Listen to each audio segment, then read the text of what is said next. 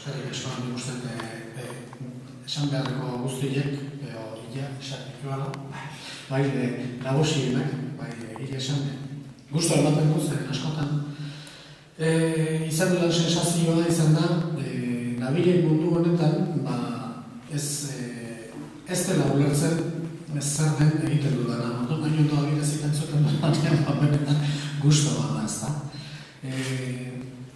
Etiketak indarra handia dute, ez da, eta niri azkeneko 30 urtetan gehien gertatu zaidana izan da jendeak ez daki zertaz ari naizen. Eta euskaraz idazteak ere ez du asko laguntzen hori zuzentzen. Etiketak indarra dut, hau norbaitek mitologia entzuten duenien, pentsatzen nahi da, tartalon begi bakarrean, eta bariren historioan, eta urrezko horraziz horrazten duen laminean, eta holako ipuinetan, ez da? Eta ez da hori. Mitologiaren ikerketa egin dut, duela 30 urte, hain zuzen ere, mitologiaren atzean eta mitologiaren bidez ze balio eta ze irakaspe bideratzen dien, eta neurri batean nola gure gaurko sena horren oinordeko nola dauden hor izkutuan eta interpretazio lan txiki bat eginez nola zeinen argi ageri diren hainbat eta hainbat gauza, ez da. Eta noski beti gaurko eta etorkizuneko bizitzan pentsatzen, ez da, ze neurritan izan daiteken hori guztian erabilgarri gure gizartea antolatzeko eta gure etorkizuna tajotzeko, ez. Hori izan da, orain arte ikusi ez dana, nire mea kulpa txiki egiten dut, zen agien mitologia hitza aipatu ere ez duen egin behar, eta hau da, lehenbiziko aldiz mitologia hitza aipatu gabe mitologiaz jardun dudan ez da. Honek erakusten duna azkenean titularra emateko izango litzateke gure gizartea tajutu duten ideologia nagusi guztiak historia hasi aurretik, alegia idazten hasi aurretik denak bertan zirela. Hori da pixka bat titularra nola hori esateko, ez da. Gure gizartea formatu duten korronte ideologiko nagusiak, guztiak, historia aurretik bertan zeudenean. Eta horiek, nola dakizkigu horiek, mitologiaren azterketatik, mitologien azterketatik zer, hemen ez da mitologia bakarra aztertzen, euskal mitologia, baita euskal eta paleo-europar mitologiakin bate, indo-europar mitologia, eta baita ere antropologiaren laguntzaz, segidetasun harremanen bidez eta ezkontza arau zaharren bidez, paleolitik oraino eramaten dituzten hainbat gauza ere oso ez ezagun dianak jendearentzat, baita jende ikasierentzat ere, ez da. Hori da kontua. Orduan, pixka bat esplikatzea, zein dien korronte ideologiko nagusi horiek, eta nola horien ezagutzaren bidez oso ondo uler daiteken gaurko gizartea eta gaurko gizartearen ajeak, ez bakarrik gure gizartea, baizik eta ingurukoak eta munduan zehar dauden beste gizarte batzuena, eta nola hauen bidez zabaltzen zaigun beste ikuspuntu bat, gauza askori begiratzeko. Ikuspuntu bat da eta beraz balio du guztiari begiratzeko. Eta ikuspuntu bat entzaren danean, gure menditan badakigu ez da, Ernio nola ikusten da txinokitik begiratuta, edo agarrotik begiratuta, edo nola aldatzen den, ez da?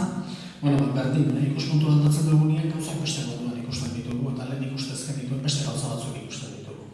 Eta hau da pixka bat liburuaren muina, beste ikuspuntu batien kokatzea, eta ikuspuntu horietatik munduari begiratzea, eta noski ezinbestean mundua ikusiko dugu beste modu batean. Hori da, labur esan da,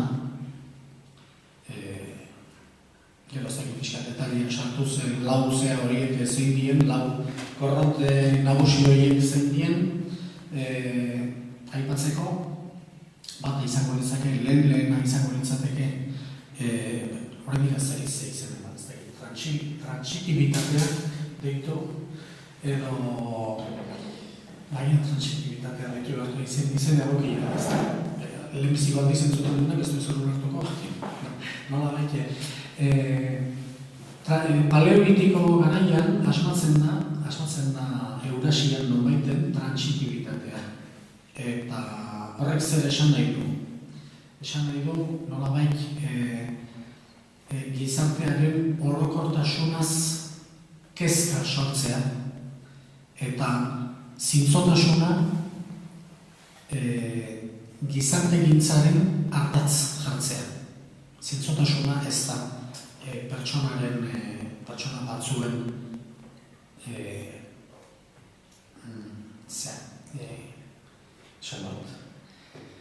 ezaugarria, bakarrik, zintzotasuna izan daiteke da izan ezkeo aukera kultural bat. Eta paleolitikoan sortzen da mugimendu bat, zintzotasuna gizarte gintzaren ardatz jartzen duena. Erabaki zen da gizarte garatzea zintzotasunaren gainean. Eredu horrek arrakasta handia du, gero beste momentu atxaldea komentatu dugu zergatik, eredu arrakastatxua da eta hori Eurasia osoan zabaltzen da, eta gu besteak bezala horren barrenian gauden gizarte bat, ezta? Hori paleolitiko garaian sortzen da, eta hori nola dakigu, hori da galdera, ezta? Dinosaurioak nola meteoritoak jozitu bezala dela 3.000 urteko kontu nola dakizkigu, hau dakigu ezkontza arauetan geratu dalako fosil bezala sistema hori zegoela erakusten duen bai.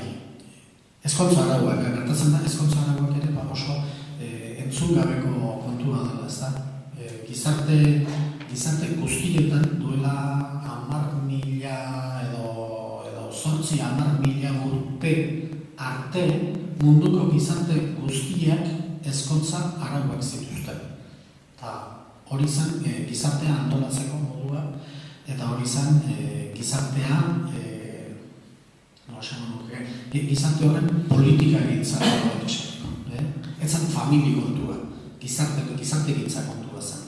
Horiek gorde dira herri primitibotan, esatezagun, eta horien ikerketatik hor lan handia egin da, joan den mendean lan ikaragarria, munduan zehar dauden gizarte primitibo guztien zen horiek ikartu ziren, bakoitzaren ezkontza arauak eta ezkontza arauek, noski gero arau bakoitzak modelo batera dara, eta gizarte mota bat sortzen du, arau bat jarri edo bestea jarri. Eta, hori esaten dut, oso gogorra da, horri buruz izitiko, jendeak ez duela konbeniera horri buruz ezer entzun, baina benetan da, gizakiaren historian, ezin presenteago egon den gauza bat, horrein dela, eran egun arte.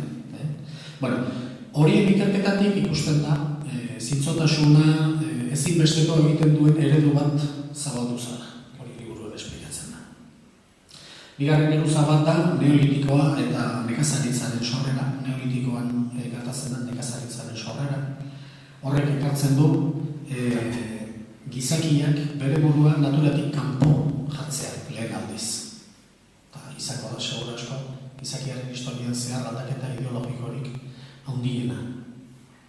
Gizakia ez da gehiago naturan bat, besteakin batera, nahi bada besteak alibazkarrago, edo indartsuago, ez benetan listatik aterrikia, beha da lista egiten hasten dana. Hori, nekazaritza neolitikoan, gertatzen da, duela 10.000 urte inguru edo, eta mundu osoa zabaltzen da, eta Euskal Herriraino ere iristen da. Hirugarren geruza izango ditzatenean dolmenismoa.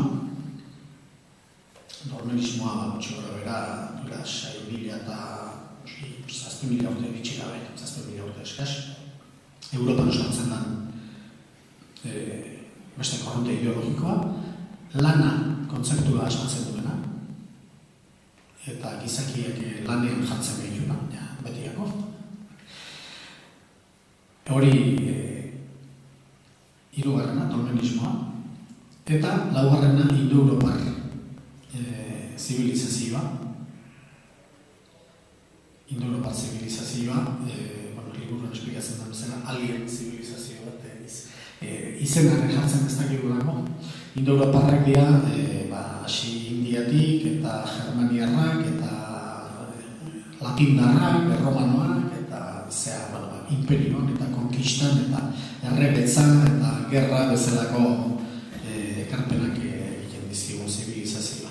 Esan daiteke gure gizarte guztiek lau hien koktel bat diala, neurri eta sinkretismo diferentekin. Eta lau horiek ondo ezagutzeak, horrek nolabait ematen digu munduaren beste ulerbide bat. Bai gauzak nola dauden ikusteko, eta bai ze irtenbide edo nondik jo behar dan eta nondik genezan jo behar idea argi batzuk izateko. Noski ez da gauza guztietarako errazeta ematen duen kontua, baina bai perspektiba osagarri bat eta oso berri bat eta oso lagungarri bat eman dezakena, eta dudarik gabe gauzak lehen ez bezala ikusi behar ziko.